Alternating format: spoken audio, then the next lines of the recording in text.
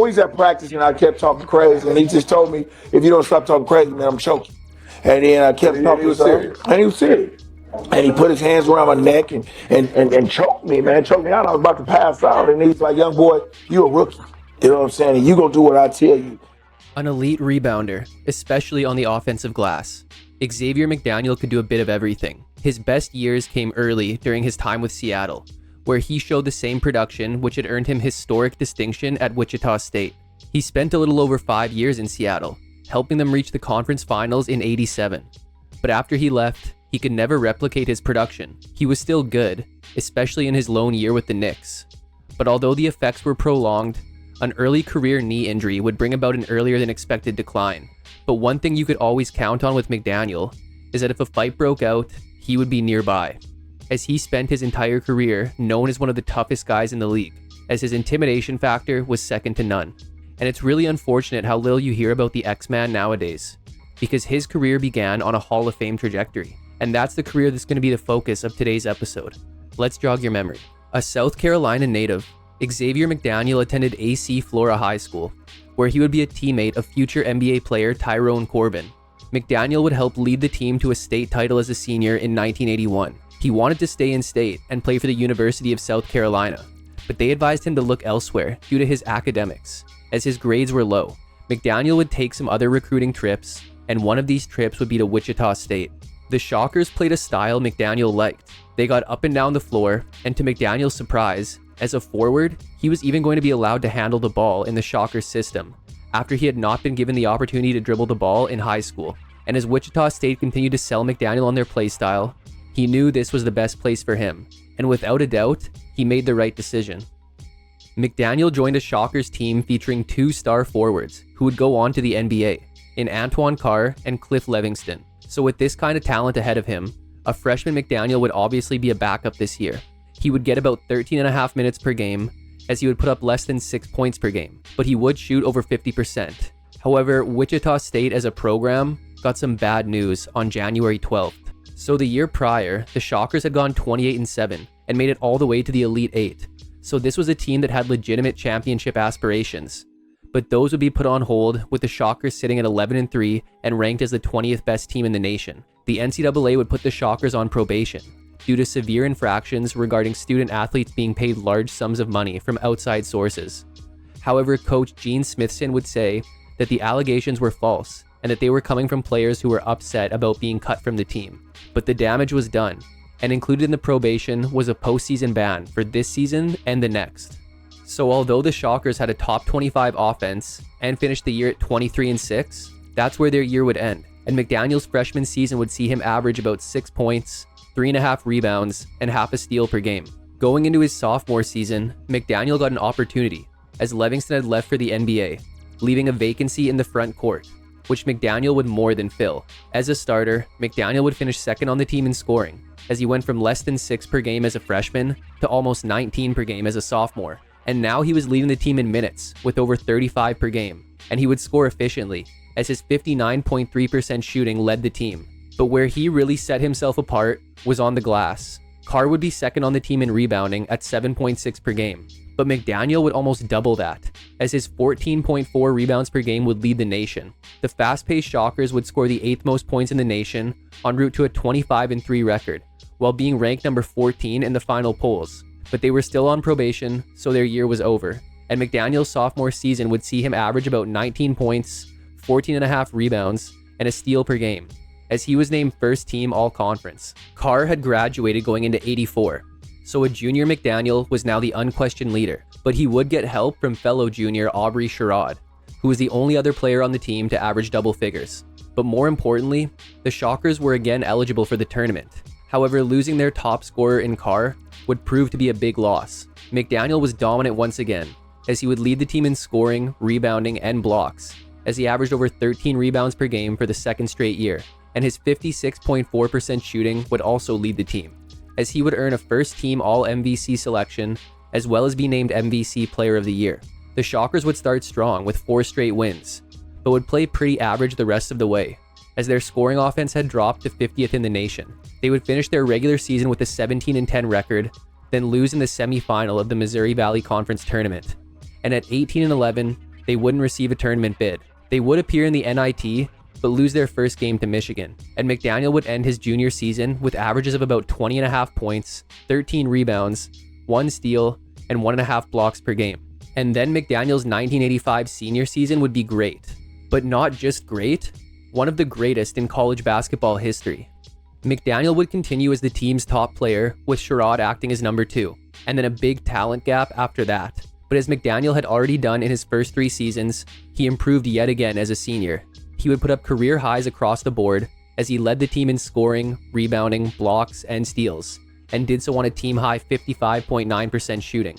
The Shockers were able to improve their scoring offense and defense, but would be up and down all year.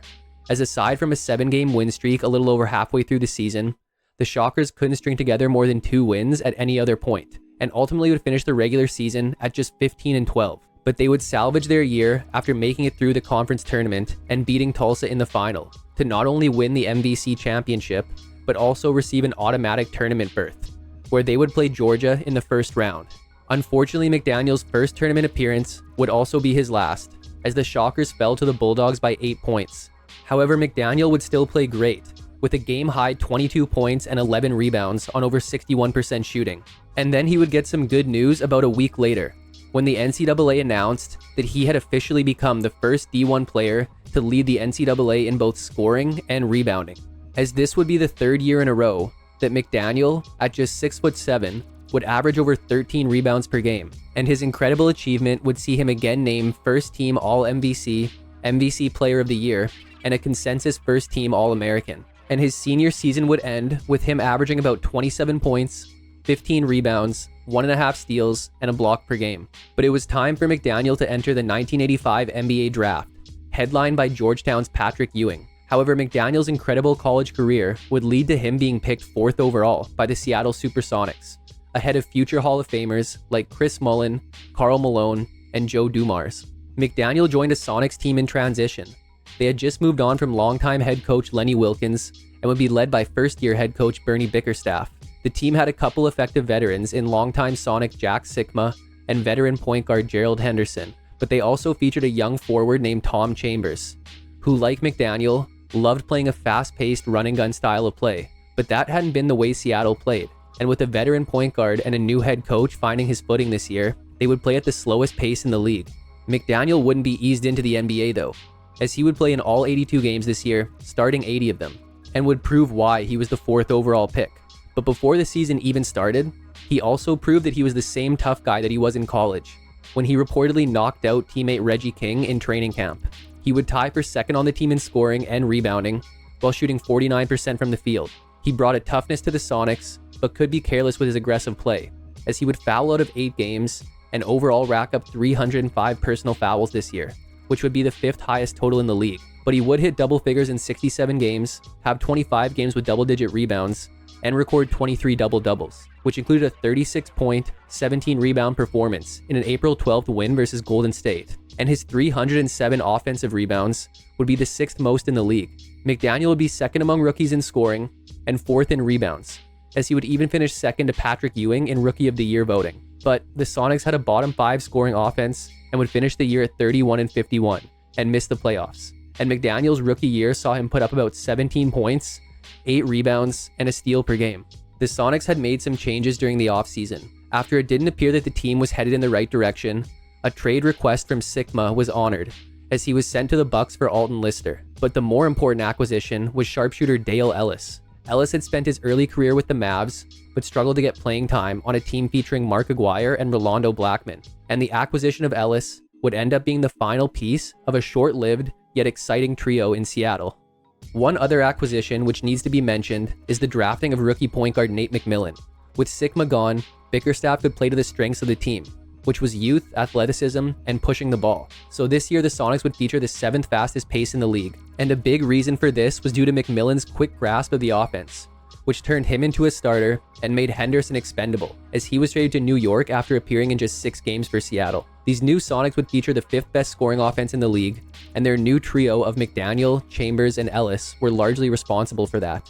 Together they would put up over 71 points per game, with McDaniel ranking 3rd on the team in scoring, on a career-high 50.9% shooting, while also finishing as the team's second best rebounder, as McDaniel would finish top 20 in the league in both scoring and rebounding, and would also be one of 7 players to average at least 4 offensive rebounds. McDaniel would play and start in all 82 games, recording double figures in all but one of them. He would record 24 double-doubles and would also drop 40 points on 14 of 26 shooting in a March 23rd win versus New York. But even with such a lethal offensive attack, the Sonics still had their struggles, as they were sitting at 25-20 a couple games before the All-Star break, but would then go on an 8-game losing streak and play 500 basketball the rest of the way, to finish at just 39-43. But this would still be enough for the 7th seed, and would kick off a Cinderella postseason run for the Sonics. Round 1 brought the Dallas Mavericks. The main storyline of this series would be the revenge of Dale Ellis, as he torched his former team for nearly 30 a game. But McDaniel played his part well. Like the regular season, he would finish 3rd on the team in scoring, but would also be the team's top rebounder. He would have 1 double-double this series, but overall was up and down. But he would deliver in the series-clinching Game 4 with 29 points on 60% shooting, as Seattle advanced to the second round, where they would face the defending Western Conference champion Houston Rockets. The Rockets featured their twin towers of Hakeem Olajuwon and Ralph Sampson, but Sampson had rushed back from an injury to be available for the playoffs, and because of this, he wasn't playing at 100%. But the Rockets still made it hard to score inside, and this would be most reflected in McDaniel's play, as although he remained the team's 3rd best contributor, his numbers dropped significantly, but once again he would deliver when it mattered most, as Game 6 would be his best, with 24 points and 12 rebounds on over 61% shooting, in a 3-point Sonics win, which pushed them through to a Western Conference Finals matchup with the LA Lakers. Although the series would end in a Lakers sweep, McDaniel was the best of the trio in the series. He would lead the team in scoring at nearly 25 a game and rebounding at 8.5 per game, while also averaging 2.5 steals. But aside from a blowout loss in Game 4, the Sonics had kept the series competitive, losing the first 3 games by 8 points or less, and their closest defeat would be in Game 3, when McDaniel and the Lakers' James Worthy had an epic duel, which saw McDaniel record a postseason career high of 42 points on 20 of 29 shooting, to go along with 10 rebounds, as the Sonics lost by 1 point. But the Sonics' run was over, bringing their season to an end, and for the regular season, McDaniel would average a career-high 23 points, a career-high 8.6 rebounds, and a career-high 1.4 steals per game. The Sonics were hoping to build on last year's success and brought in some good rookie talent, like Derek McKee and Olden Polynice. The Sonics offense again operated at a top 10 pace, as they would be the 6th highest scoring team in the league. The trio continued to perform as expected, combining for over 67 points per game. McDaniel would see drops in his scoring and rebounding, but still shot nearly 49%, and would even average a career-high 3.4 assists per game. He would still hit double figures in 74 games, and although his scoring and rebounding had decreased, he would drop a career-high 41 points and a career-high 19 rebounds, with 10 offensive rebounds, in a January 20th win versus New York. And games like this would help get him to his first and only All-Star game of his career. And the Sonics did look to be improving, as they finished with their first winning record in 5 years, and at 44-38, they entered the playoffs as the 7th seed versus Denver.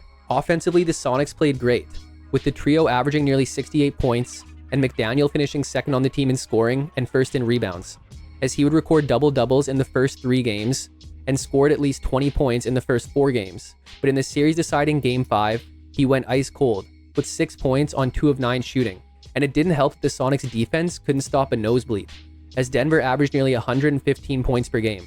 And for the regular season, McDaniel would average about 21.5 points, 6.5 rebounds, and 1 steal per game. It became more understandable that McDaniel had seemed to play down in some areas this year, as it was revealed that he had played on a torn meniscus all season, and would have surgery shortly after the playoffs to repair it.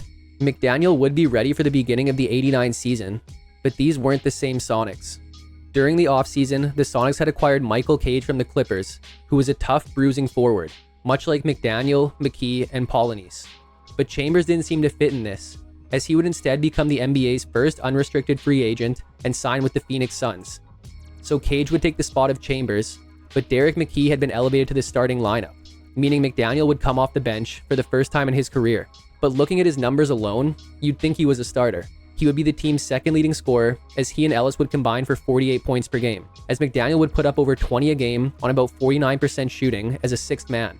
He would hit double figures in 76 games, have 11 games with at least 30, and record 4 double-doubles, as he would finish 5th in 6th man of the year voting. With an improved defense, the Sonics finished at 47-35 and would face the Rockets in round 1 and defeat the Rockets 3-1.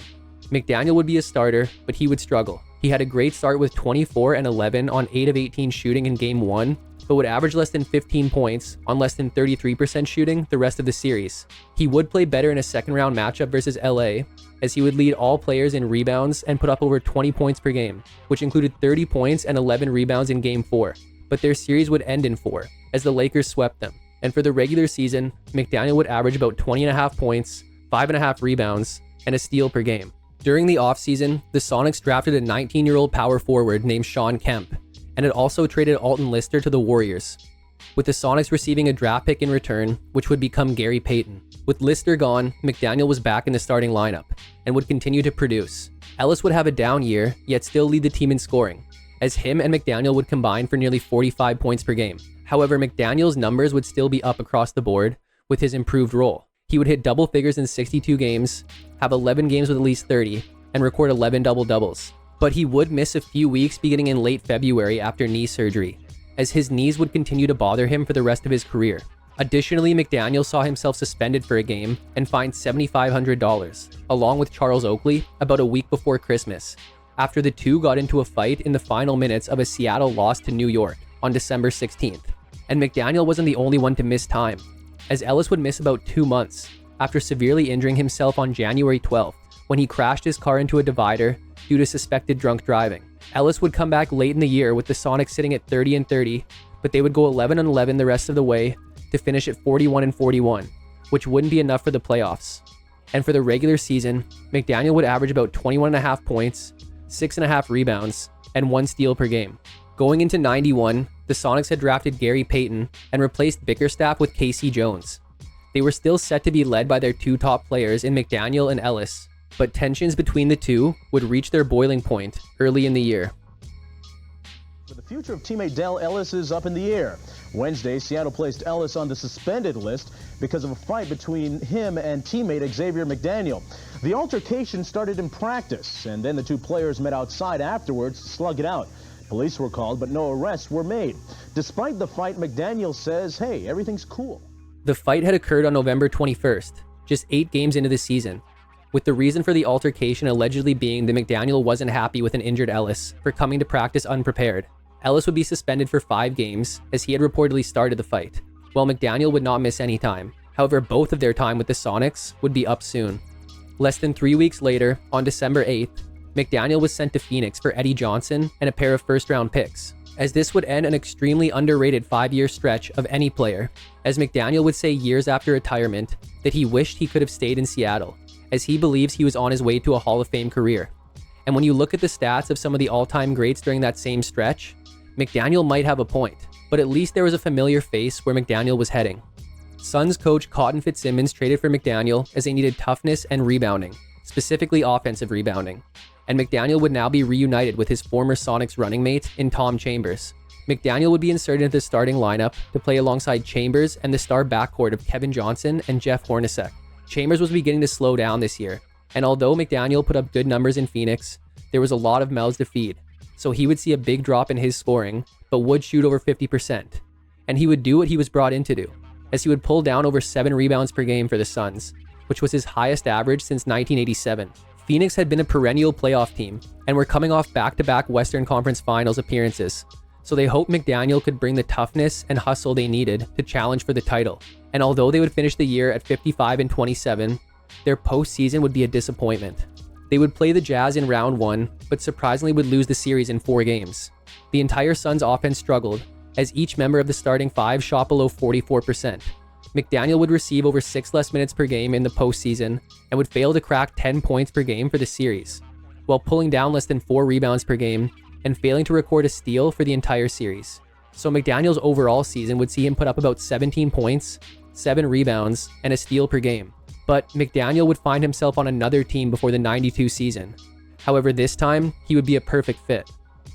About a month before the beginning of the 92 season, McDaniel would be traded to the New York Knicks. This would be the first big move made by the Knicks under new head coach Pat Riley. These Knicks were led by the man who beat out McDaniel for Rookie of the Year in Patrick Ewing. and featured the rugged forward who McDaniel had become acquainted with a couple years earlier in Charles Oakley. They would also feature Mark Jackson at point guard and a scrappy John Starks coming off the bench. So this was a team full of players that weren't going to take anything from anyone, and from day one, McDaniel would prove that to his teammates. On the first day of training camp, McDaniel would be in a box-out drill with a rookie teammate and another guy that was brought in this year named Anthony Mason. Reportedly, McDaniel had been playing dirty, which Mason didn't like, and when McDaniel didn't stop, the 250-pound Mason cracked him in the jaw. But instead of backing down, McDaniel fought back, leading to a 15-minute brawl. So McDaniel had shown his toughness to his teammates, and would now spend the whole year showing it to everyone who was crazy enough to try him or his teammates. He would play and start in 82 games, but his days of being a 20-point-per-game guy were over. However, the Knicks' playstyle also didn't look to score. They looked to stop the other team from scoring. And they would do that, as they finished with the second-best scoring defense in the league. But McDaniel would still be a top 3 scorer on the team and the 4th-best rebounder. He would record 11 double-doubles and would have 16 games with at least 20 points, as the Knicks finished 51-31 and would get a first-round matchup with Detroit. Although their championship run was over, these were still the bad boy Pistons, who were known for intimidation. And it seemed that McDaniel prioritized showing Detroit that he was not intimidated, as he was getting into dust-ups with guys like Bill Laimbeer and Dennis Rodman all series, and would make Isaiah Thomas back down pretty quick. But then you look at the whole series, and realize McDaniel was arguably the Knicks' best player. He would put up over 19 points and 9 rebounds per game, as he would be second to Ewing in both categories. And as Ewing shot below 42% for the series, McDaniel shot above 45%, including a game-high 24 points and 10 rebounds on 50% shooting in Game 2. The series would be a dogfight, but the Knicks would win it in 5. However, the second round brought Michael Jordan and the defending champion Chicago Bulls. This would be another series where McDaniel would set the tone and try his best to intimidate the Bulls. And although he couldn't get in Jordan's head, he seemed to shake Scottie Pippen, as after averaging 21 in the regular season and 24 in round 1, Pippen averaged 16 points on 40% shooting for the 7-game series, and McDaniel continued his strong postseason. His rebounding numbers had dropped, but he was again the team's second leading scorer at about 19 per game on nearly 50% shooting. He would have 16 points in a Game 1 win, then 15 in Game 2, and 11 in Game 3, which were both losses. But with the Knicks down 2-1, McDaniel would drop a team-high 24 points on 9 of 16 shooting to even the series, then would drop a team-high 26 on over 52% shooting in a Game 5 loss. And with their season on the line, McDaniel would have 24 points and 11 rebounds to force a Game 7, but the Knicks picked the worst time to go cold, as the team would shoot below 38%, and McDaniel would have his worst game with 14 points and 4 turnovers on 40% shooting in Game 7, as the Knicks would lose. And for the regular season, McDaniel averaged about 13.5 points, 5.5 rebounds, and half a steal per game. But even though the Knicks lost, they had pushed Jordan to the edge, and looked like they could be the team to knock off the Bulls next year. But if they did, they'd be doing it without McDaniel. McDaniel was a free agent and felt the Knicks had put him on hold, and he also didn't like their offer of 2 years for $4.4 million, as it was $600,000 less than they had offered Harvey Grant. So McDaniel would end up signing a 3-year deal with Boston, worth over $6 million with a 4th-year option. However, Knicks' upper management was blindsided, as they thought they had an understanding with McDaniel and his agent that they would exceed the salary cap to re-sign McDaniel to a possibly better offer once they were done pursuing other free agents. So McDaniel would join the Boston Celtics, who had just lost Larry Bird to retirement. But the Celtics didn't seem to be as excited to land McDaniel as he probably would have liked them to be. McDaniel would return to the bench in Boston, acting as a 6th man to begin the 93 season. The Celtics still featured Kevin McHale and Robert Parrish, but their star was Reggie Lewis, who was expected to take over for Bird and continue the Celtics' winning tradition. McDaniel would play every game this year, and off the bench he would still be a top 2 scorer and rebounder on the team, while shooting nearly 50%. The Celtics would fail to win 50 games for just a second time in 14 years, but they would get close, finishing at 48-34 to get a first-round matchup with a young Charlotte Hornets team. The Celtics started with a convincing Game 1 win, as McDaniel put up a team-high 21 points on 50% shooting, but he had been forced into a bigger role after Lewis collapsed on the court in the first quarter and only managed a few more minutes over the course of the game, as he would be shut down for the rest of the series. And without Lewis, the Celtics would lose the next 3 games. McDaniel continued to come off the bench, but would see heavy minutes, yet he struggled, as he would average just 4.5 points on 20% shooting in games 2 and 3. and then he would have a solid Game 4 with 18 points, 6 rebounds, and 4 assists. But an Alonzo Mourning game winner would end their year. And for the regular season, McDaniel averaged about 13.5 points, 6 rebounds, and a steal per game. But the Celtics would experience tragedy during the offseason. During a workout, Lewis would collapse again and eventually pass away at the age of 27. So on top of the Celtics losing their best player, they would be playing the 94 season with a heavy heart. They would welcome a 1989 draft pick who had been playing in Europe up to this point, in big man Dino Raja. McDaniel would remain in his sixth-man role, as third-year Rick Fox would be the majority starter for the year. McDaniel would see less minutes this year, and his numbers across the board would be career lows, as this would be his final season averaging double-figure scoring. But he remained reliable, as he appeared in all 82 games. However, a reeling Celtics team, who had also lost Kevin McHale to retirement, would take a big step back this year, as they went 30-52 and missed the playoffs for the first time since 1979. And for the regular season, McDaniel would put up about 11.5 points, 5 rebounds, and half a steal per game. McDaniel continued to see his playing time lessen in 1995. The Celtics had lost the final of their franchise legends as Robert Parrish was gone, and overall they were looking much different with guys like Eric Montrose and David Wesley, as well as a 35-year-old Dominique Wilkins. McDaniel would end up missing 14 games this year, but his numbers continued to drop, as he would shoot a then career low 45.1% and have just 28 games in double figures. The Celtics would only finish at 35-47, but this was enough for the 8th seed. But a first-round matchup versus the Shaq and Penny Magic would go mostly as expected. The teams would surprisingly split the first 2 games, until the Magic won the last 2 to win the series. But 3 of the 4 games were decided by 7 points or less. McDaniel was largely a non-factor this series, averaging less than 4 points on sub-30% shooting, and not recording a steal or a block. And for the regular season, he would put up about 8.5 points, 4.5 rebounds, and half a steal per game. With a lack of interest around the league, McDaniel would sign on to play in Greece during the 96 season. In 24 games with Iraklis Thessaloniki, he would put up about 18.5 points and 9 rebounds, as he would be a Greek League All-Star. Additionally, he would average about 18.5 points and 8.5 rebounds in the Euro League, and he would also be suspended for 2 games of his Greek League season for fighting.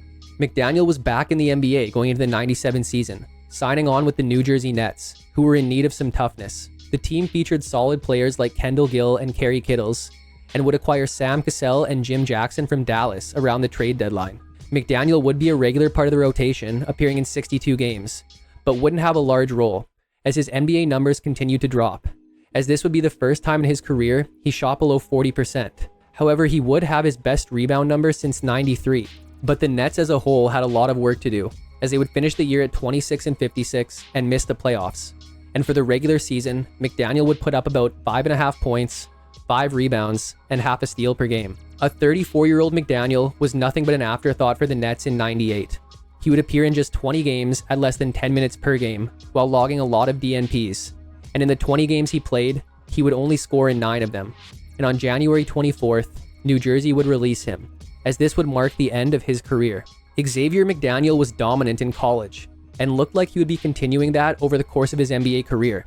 He was a star in Seattle who had to share the spotlight with 2 other great players, yet still proved his value night in and night out. A small forward who could rebound like a center, and relied on out-hustling and outworking everyone else, en route to being one of the league's top young talents. Tensions in Seattle ended his time there, and once he left, he was never quite the same player. He fit in perfectly with the Pat Riley-led Knicks, but this would be short-lived, and once he left New York, his decline began, and after 12 NBA seasons, he would be out of the league.